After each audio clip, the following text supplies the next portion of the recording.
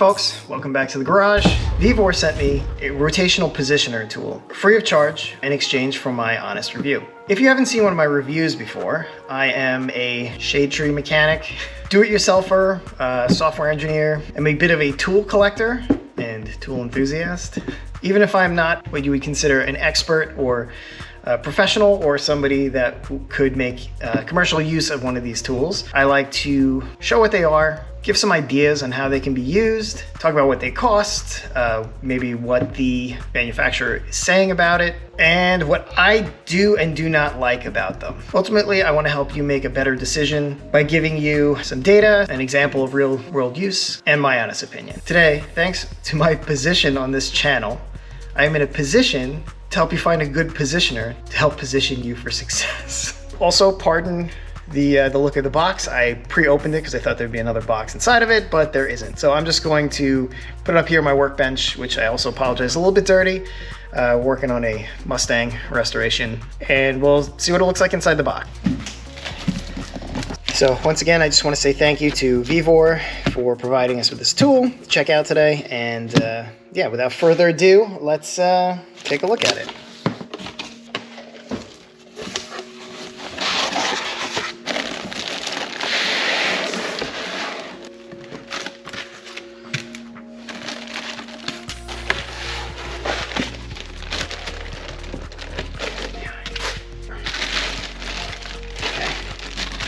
Comes with a foot pedal,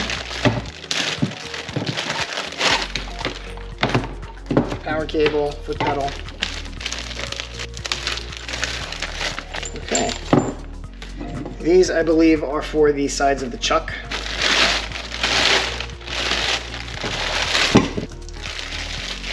I am going to wipe some of this packaging oil off of it. We'll spray it with some CRC, what's that stuff called? I have some anti-rust stuff that dries a little bit better than this, but this is good. Good layer of corrosion protection on here. I believe these go here for opening the... Alright, let's pop this. So this is the Vevor HD-10 rotary positioning turntable. It's got a maximum load capacity of 22 pounds in this direction, and then, and turn this way, 11 pounds, 5 kilograms this way. They call this vertical. This would seem horizontal to me. But 22 pounds and 10 kilograms in this direction. My digital angle finder is in the shop. One thing to note is that there are no detents, so you would need to use like a digital or some kind of angle finder to determine if you have this perfectly level or not. According to Vevor, this is a 8.1 inch 3-jaw lathe chuck. I think maybe they mean this might be 8.1 inches. It can turn 1 to 12 RPM. It's got a 20-watt motor over here, stepless with a speed control here, and it does tilt 90 degrees, they say. So here we have on, off, and this is direction, probably clockwise and then counterclockwise. So now this also has a foot pedal, and it looks like this, which is a on or off. Remember, you are controlling the speed here and the direction here. So this is really just turn it on, turn it off. Let's fire it up, see what it sounds like. Oh, that's the stop. Emergency stop, okay. Turn it on. So this looks like a, oh, so this is a ground you could hook up your welding to. So it would ground through here, I believe. Cool, all right, we got it. This is max speed, low speed,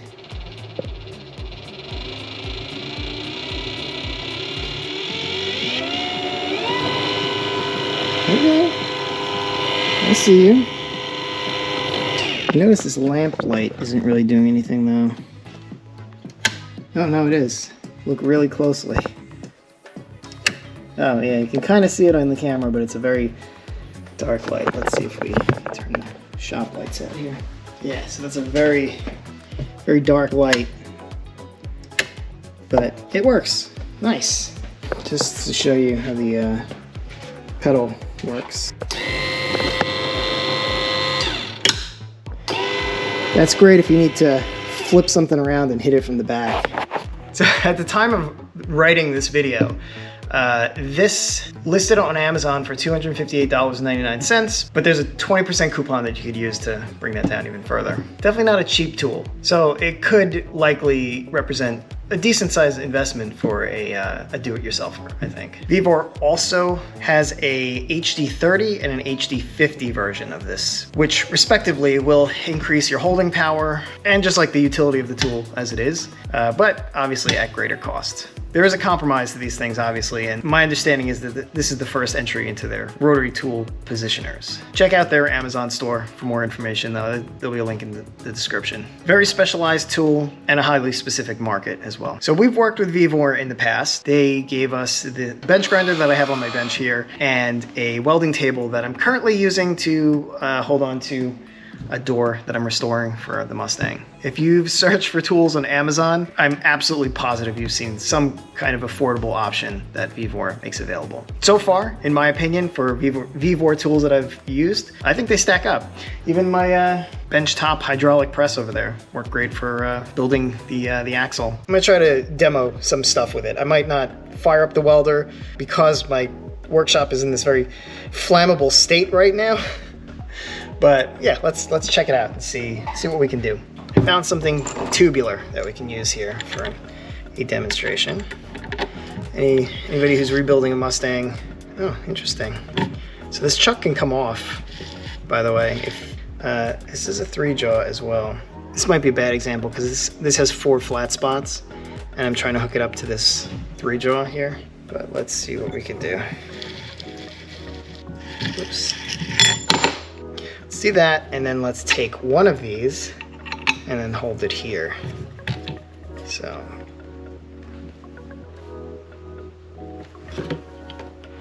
tight these wing nuts. I might advise somebody purchasing this to do is to replace these wing nuts with maybe like a bar or something. Okay, so tighten that like that, and let's see.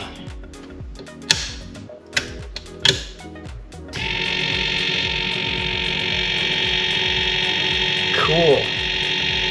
So now I don't think I have this perfectly concentric, but it's a pretty good holding power if you do it this way. Let's say you need to weld something in a circle. It's much more comfortable for you to put the welder in one spot and then rotate it while you're welding and make a nice metered bead around it. Likewise, you could also take a grinder and hold the grinder here like this while you're turning it and cut at a perfectly level spot. Now again, with these wing nuts, should you choose to, you could turn this to a 45-degree angle, and if you wanted to keep going or measure this, again, my digital angle finder is in the shop. If you have one, you put it right on the table here, and then you can check your precise angle. You want to spin this thing at 45 degrees, that's cool with me. It's not my favorite, but I'll do it for you. I do think that this chuck might be a little bit, oh, yeah, I didn't have that in there all the way. I do think that this chuck might be a little bit small for some of the automotive stuff that I'd love to do with it. Who uses this for maybe jewelry or small tubing or small motor repair or something like that? This could fit the bill, I think. Honestly, you never know, right? Like, how could I possibly fathom every use case that you could use this thing for? Now, even if the moment at which you are working is not going to be cylindrical, it doesn't really matter. Like, you could tighten this on the part that you are intending to use. Perhaps I was just sanding this thing. So, sanding. This thing looks terrible. There's rust.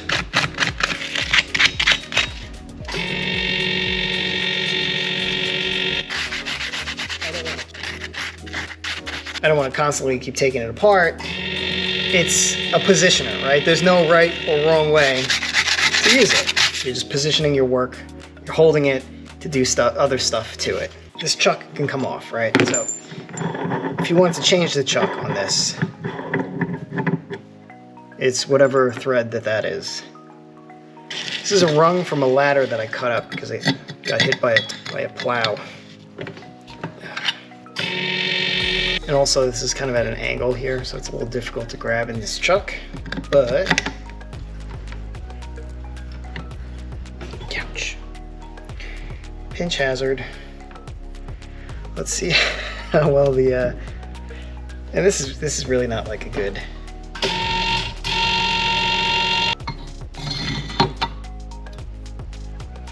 Okay. It's actually a decent amount of weight on there.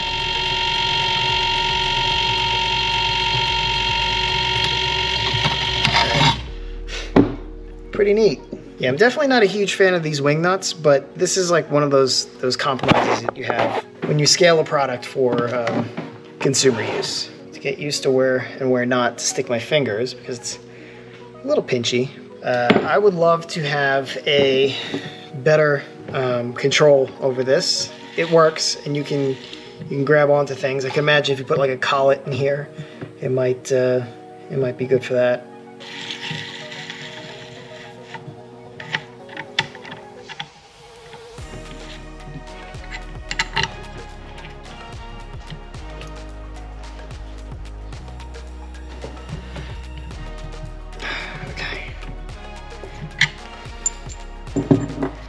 That's in there pretty good.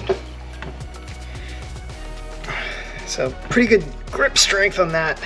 You can tighten this pretty hard. Like it's not a bad chuck. I could almost lift the, oh wow. Yeah, I could basically lift the tool with that. No real damage to this thing. Kind of cool to have a place to like store these so I don't lose them. So this thing weighs a fair bit.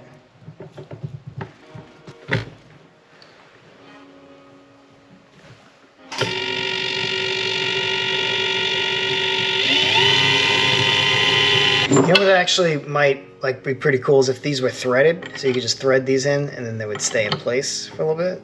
Also, I really like this. This is, if you're welding, you can use this, and notice that this kind of like has a spring that pushes that up against the plate here and keeps it grounded. So anything you put on here will be grounded and you can weld on it. I'm not sure how much it shows of the inner workings, but it is a 20-watt motor that turns a gear, tooth gear like this.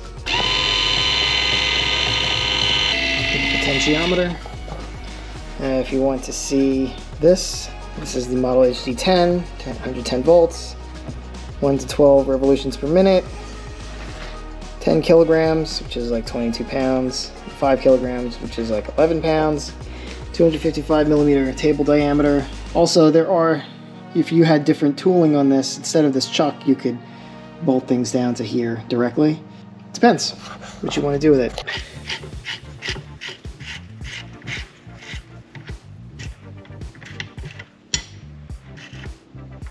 So that would be one. That would be two. Okay. So can you do this? Oh, there we go. Look at that. Perfect. The jaws are interchangeable.